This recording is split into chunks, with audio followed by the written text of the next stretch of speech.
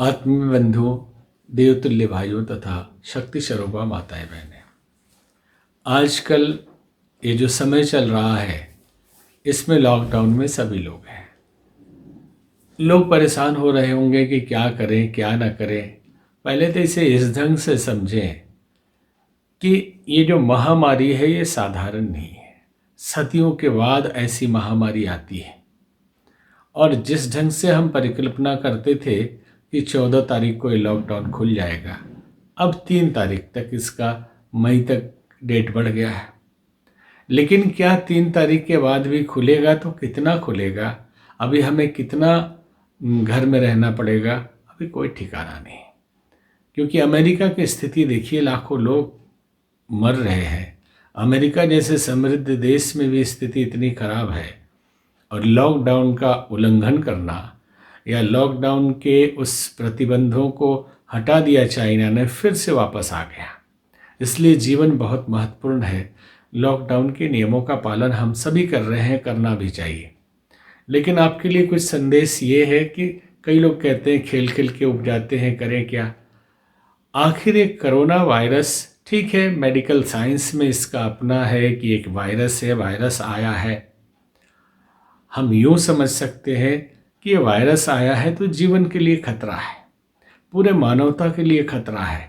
मनुष्य जीवन में इतना बड़ा कभी भी प्रकोप नहीं हुआ। बहुत तरह के वायरस आए, बहुत तरह की बीमारियां हुई, लेकिन ये कभी नहीं हुआ। सारी दुनिया हिल गई है। तो नियमों का पालन तो करे ही, बचाव करे ही, लेकिन इसे दूसरे ढंग से समझे कि जब जब मनुष्य अपनी हदों को पार करता है, जब जब मनुष्य अपनी सीमाओं को पार करता है, तो प्रकृति पर प्रतिशोध लेती है। हमने समझा नहीं। संतों ने, ऋषियों ने हमेशा कहा प्रदूषण कम करिए, प्रदूषण न बढ़ाइए। वो वायु का प्रदूषण हो या ध्वनि का प्रदूषण हो या किसी भी तरह की, प्रकृति का संतुलन बनाइए, पेड़ों को मत काटिए, गंदगी मत फैलाइए, इतने जहर हवा में मत घोलिए। लेकिन हमने नहीं सुना। आप अगर पीछे संतों के कुछ कथन या उनकी किताबें पढ़ेंगे तो आपको पता चलेगा कि उन्होंने हमेशा संकेत किया कि प्रकृति प्रतिशोध ले सकती है कभी कभी। और आप ये भी जानते हैं, दैहिक, दैविक, भौतिक तापा, 3 तरह के ताप हैं। ये दैविक ताप है, ईश्वर के द्वारा आध्यात्मिक रोग जिसे कहते हैं, कि इसको किसी ने बनाया नहीं, इसको किसी ने भेजा नहीं, किसी का एक्सीडेंट हुआ नहीं, कोई टकराया नहीं, अलग से कोई पुरानी बीमारी लगी नहीं, फिर एक अचानक कहाँ से आ गया।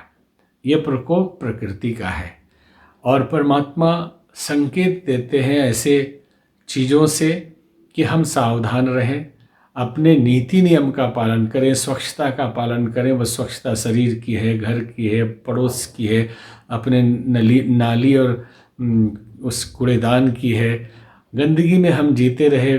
नियम हमारे सारे, शौच के बारे में धर्म के 10 लक्षण में कहा गया, शौच, संतोष। तो शौच का पूरा ध्यान नहीं रखा तो प्रकृति सिखा रही है कि आप सैनिटाइजर यूज करिए, साबुन यूज करिए। और ये सारे नियम जो हम बुद्धिजीवी होकर नहीं सीख पाए, प्रकृति को हमें सिखाना पड़ रहा है। एक बात तो ये थी। दूसरी, प्रकृति के साथ तालमेल बिठाना, प्रकृति के साथ सामंजस्य बिठाना। जीव जंतु, पेड़ पौधे, नदी नाले, पर्वत, ये सब जीवन तत्व है। इसमें भी हम इनसे प्रेम करते हैं तो ये हमें प्रेम करते हैं। इसलिए, और मज़ेदार बात तो ये है कि जिस प्रकृति को हमने कैद करके रखा था, बिगाड़ के रखा था, वो प्रकृति आनंद में है। दुख की बात है कि आदमी मर रहे हैं, उससे बचना चाहिए, बचना है, उसकी दवाइयाँ खोजी जा रही हैं। लेकिन प्रकृति आनंद में है क्योंकि प्रदूषण कम हुआ है। जीव जंतु जो दबे हुए थे, हमें ये लगता मनुष्यों को कि ये पूरा हमारा ही है, अगर जानवर आ जाए तो मार दो। आज जानवर खुले घूम रहे हैं, आनंदित हैं। आप करें क्या इसमें? करने के लिए तो ये है कि जो लोग परेशान रहते थे कि समय नहीं मिलता है, हम रोज़ नौकरी में चले जाते हैं, बच्चों के लिए समय नहीं है, परिवार के लिए समय नहीं है, और वो लोग जो पुणे से बम्बई 4 बजे भोर में चलते थे और 10 बजे आते थे, बच्चों का मुंह भी नहीं देख पाते थे, बच्चे जवान हो जाते थे। उनके लिए भी ईश्वर ने कहा कि इस माया में तो फंसे ही रहोगे, तो चलो अब परिवार को एक साथ रहने का थोड़ा हम अवसर देते हैं। तो परिवार में आनंद मनाइए, एक दूसरे को समझिए, एक दूसरे के भाव को समझिए, उनके विचारों को समझिए। और जो लोग एक साथ बैठकर खा नहीं पाते थे, जो जहाँ है वहीं भोजन कर लेता था, जो जहाँ वहीं से फ़ोन कर देता था, आज सबको बैठकर भोजन करने का भी अवसर है, एक दूसरे के समस्याओं के समाधान का भी अवसर है और आत्मचिंतन का भी अवसर है कि मनुष्य जीवन हमें मिला है, तो ये जीवन हमें कैसे बिताना है आगे। ये तो बीमारी है, चली जाएगी, लॉकडाउन ख़त्म हो जाएगा, लेकिन ज़िंदगी नया उत्साह, नया आनंद लेकर आएगा, क्योंकि आपको आत्मचिंतन का अवसर ईश्वर ने दिया है, परमात्मा ने दिया है। बीमारी के रूप में दुखद है, लेकिन ये एक साथ रहने के रूप में बहुत सुखद है। तो इसे उस ढंग से नज़रिया बदलें, जैसे कहते हैं ना कि नज़रें बदली तो नज़ारे बदल गए, किश्ती ने मोड़ा रुख तो किनारे बदल गए।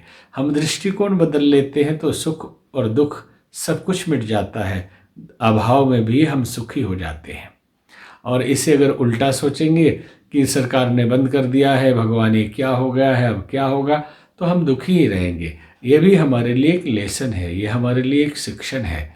तो आत्मचिंतन करिए, आत्म साधना कहते हैं, आत्मचिंतन और आत्मशोधन की साधना ही आत्मा को परमात्मा का पद प्रदान कराती है। और यह अवसर ईश्वर ने दिया है, इसमें स्वाध्याय करिए, कुछ पढ़ने की आदत डालिए। कुछ लोग जो खाना नहीं पका सकते थे, खाना पकाना सीख लीजिए, एक दूसरे के साथ घर में खेलिए, आनंद लीजिए। और जो साधक वृत्ति के हैं वो साधना करें, गायत्री मंत्र का जप करें, गायत्री मंत्र का अनुष्ठान करें, आत्मचिंतन करें। इसके लिए अवसर परमात्मा ने दिया है। शायद जीवन बड़ा छोटा होता है, उसमें फिर इस तरह का अवसर मिले न मिले, और दुख के रूप में न मिले तो ज़्यादा अच्छा है, बीमारी के रूप में कोरोना के न मिले तो बहुत अच्छा है। लेकिन आत्मचिंतन, एकांतवास और परिवार के साथ घुलने मिलने का ये अवसर, इसे जानकर दृष्टि बदलकर और सरकार को धन्यवाद दें कि उन्होंने पूरी व्यवस्था की। पूरी दुनिया में जिस गति से ये फैल रहा है, और अपने प्रधानमंत्री जी का हौसला बढ़ाना, उनको बार बार आगे आना और पूरे मैनेजमेंट को दुरुस्त रखना, वो भी धन्यवाद के पात्र हैं। और वो जो लोग सफाई कर्मी हैं, जो डॉक्टर हैं, जो पुलिस वाले हैं, आप हम तो घर में बैठे हुए हैं, लेकिन उन्हें तो जितने दिन वो काम करते थे पहले उससे अधिक काम करना पड़ रहा है, और उनके बच्चे उनसे दूर हैं और उनसे वो मिल नहीं सकते हैं।